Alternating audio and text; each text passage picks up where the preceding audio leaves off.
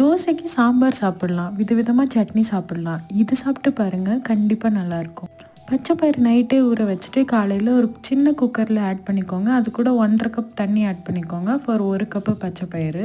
அது கூட கொஞ்சமாக மஞ்சத்தூள், ஜீரகம், சால்ட்டு, பெருங்காயம், கொஞ்சமாக கீ ஆட் பண்ணிவிட்டு நல்லா குழஞ்சி வர அளவுக்கு நிறைய விசில்ஸ் விட்டு ப்ரெஷர் குக் பண்ணி எடுத்துக்கோங்க.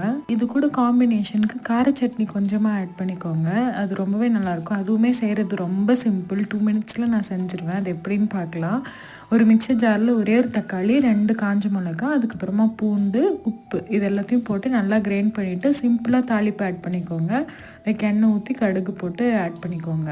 இது நாங்கள் 2 பேர் தான், 2 பேருக்கு நான் செஞ்சுருக்கேன். ரொம்பவே நல்லாயிருக்கும். கண்டிப்பாக இதோட காம்பினேஷன் எப்படி இருந்துச்சுன்னு ட்ரை பண்ணி பார்த்து கமெண்ட்டில் சொல்லுங்கள்.